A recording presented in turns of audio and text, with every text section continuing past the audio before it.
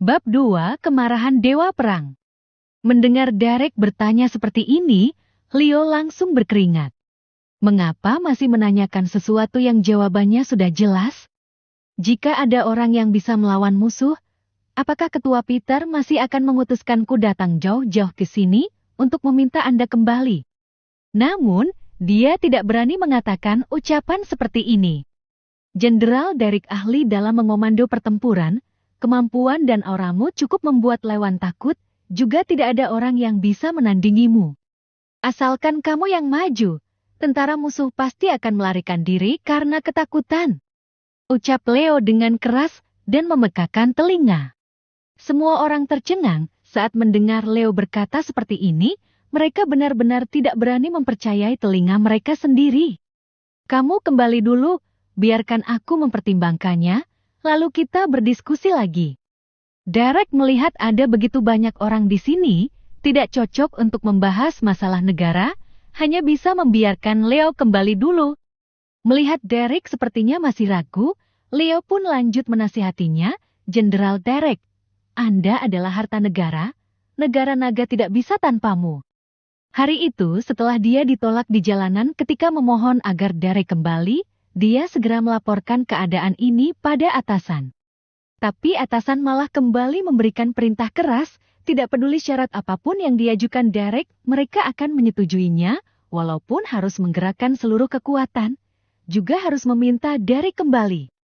Kalau tidak, Leo harus mengangkat kepalanya sendiri datang menemuinya. Leo begitu ketakutan, sampai mengeluarkan keringat dingin, mengetahui Derek pergi ke keluarga Chu, dia pun segera menyusulnya. Tapi, sekarang Derek sepertinya akan menolaknya lagi, bagaimana mungkin dia tidak panik? Sudah cukup. Kamu benar-benar menyebalkan. Kita bicarakan lagi nanti. Apakah kamu tidak mengerti? Pergi. Derek mulai marah, membicarakan rahasia ini di hadapan begitu banyak orang, benar-benar sangat keterlaluan. Baik. Leo tidak berani berbicara lagi, segera memalingkan tubuh dan pergi dengan cepat. Datang tiba-tiba, pergi juga tiba-tiba. Suasana menjadi hening, semua orang yang ada di sana tercengang. Setelah sejenak, semua orang baru tersadar dari rasa terkejut. Prok, prok, prok. Sebuah suara tepuk tangan yang keras terdengar. Derek sudah banyak menerima bunga dan tepuk tangan, tapi ini adalah pertama kalinya di keluarga Chu, sehingga membuatnya merasa tidak terbiasa. Kalian semua tidak perlu heboh seperti ini, aku sudah lama menjadi Jenderal Derek, kata Derek sambil duduk kembali ke tempatnya. Dia benar-benar membenci Leo. Dia awalnya hanya ingin menjadi pria tidak berguna dengan tenang. Tapi Leo mengungkapkan identitasnya di muka umum seperti ini, bagaimana dia bisa bersikap biasa lagi kelak? Dia tiba-tiba mengundurkan diri dari medan perang di tengah masa kejayaannya 3 tahun yang lalu. Ini bukan karena dirinya ingin menjadi menantu yang tinggal di rumah mertua, tapi karena ada alasan lain yang tidak bisa dikatakan. Namun, sewaktu dia mengundurkan diri dan kembali ke kota selatan, Tuan Besar Chu memintanya bergabung dengan keluarga Chu dan dia pun menyetujuinya tanpa ragu. Bukan karena dia mengharapkan kekayaan keluarga Chu, tapi dirinya ingin membalas budi Tuan Besar Chu dan Cindy. Dia selamanya tidak bisa melupakan malam hujan lebat di 10 tahun yang lalu. Malam itu, dia dan ibunya tidak ada tempat tinggal dan bersembunyi di bawah jembatan.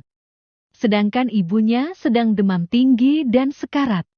Dia tidak punya uang, jadi dirinya hanya bisa berlari ke pinggir jalan dan terus menghentikan mobil yang lewat, lalu memohon mereka memberikan sedikit uang agar dia bisa membawa ibunya ke rumah sakit. Meskipun dirinya berdiri di tengah hujan dan terus memohon, tapi tidak ada satupun yang mengasihaninya dan tidak ada yang memberikan bantuan. Ketika dirinya berada pada titik paling tidak berdaya dan putus asa, sebuah mobil Bentley berhenti. Seorang gadis yang usianya hampir sama dengannya, turun dari mobil sambil membawa payung dan menanyakan situasinya. Kemudian gadis itu memohon pada kakaknya untuk membawa ibu Derek ke rumah sakit. Kakak gadis itu bukan hanya menyetujuinya, tapi juga memuji gadis itu. Gadis kecil baik yang dimaksud adalah Cindy.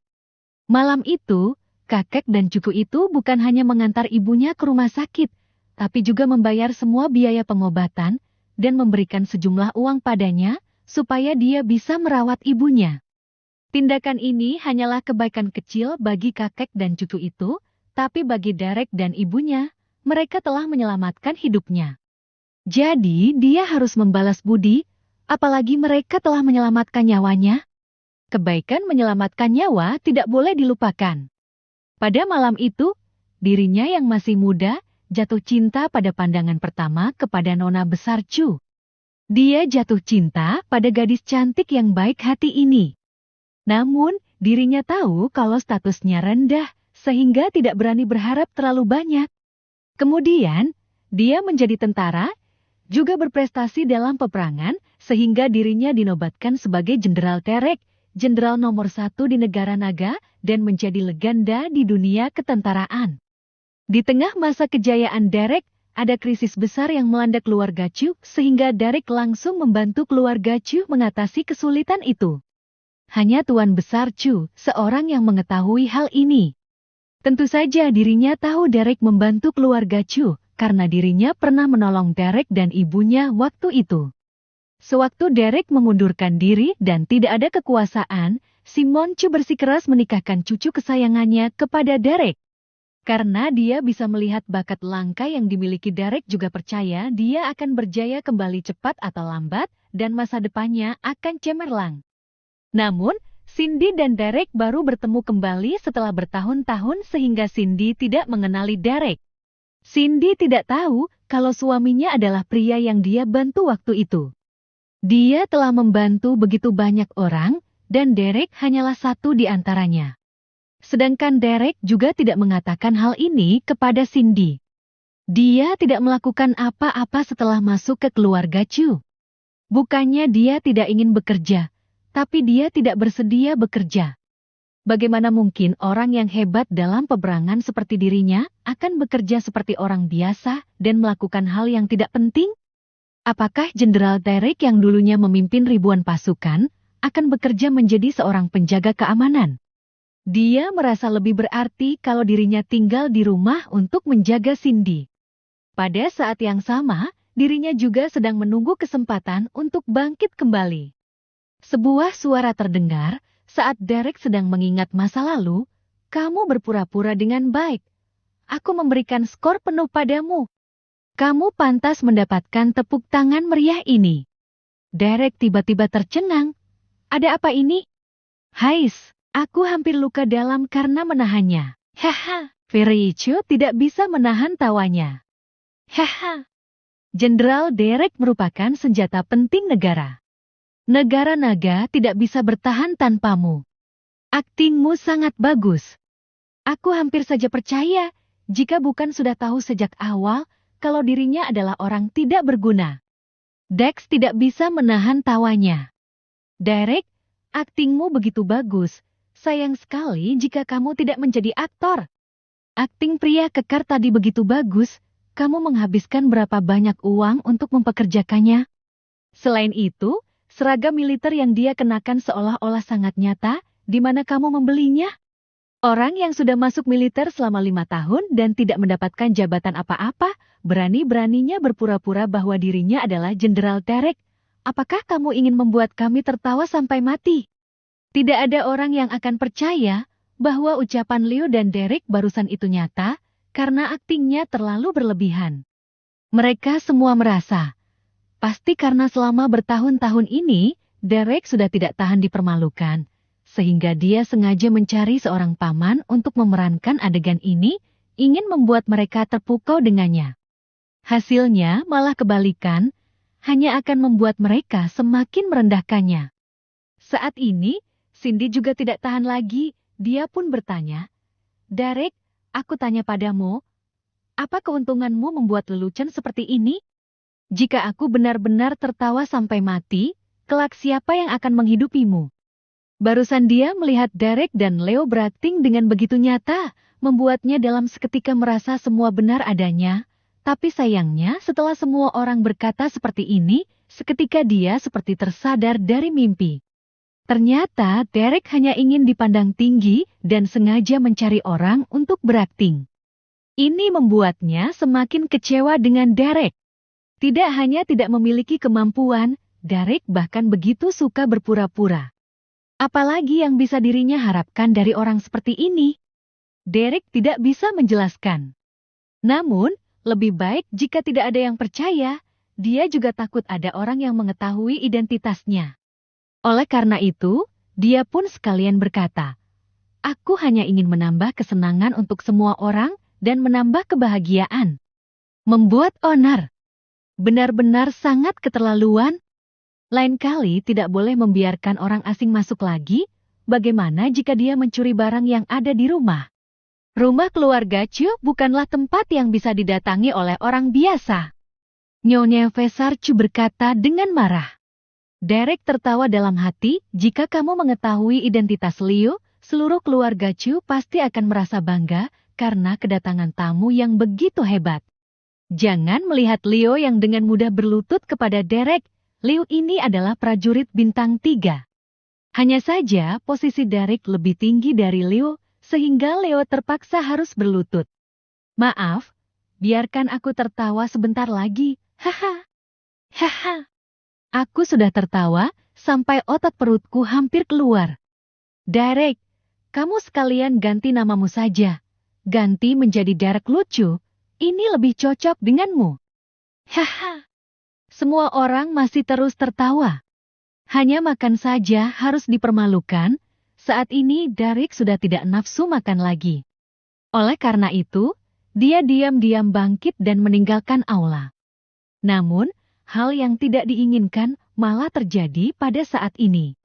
Ketika Derek membalikkan tubuhnya, dia tidak menyangka anjing Yorkshire Terrier, anjing yang dipelihara Vivi itu berada di bawah kakinya, sehingga Derek tidak sengaja menginjak anjing itu.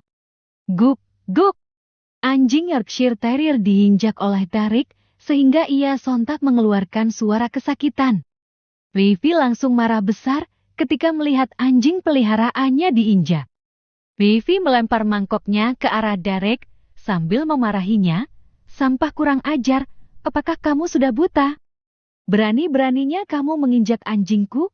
Apakah kamu ingin mati?"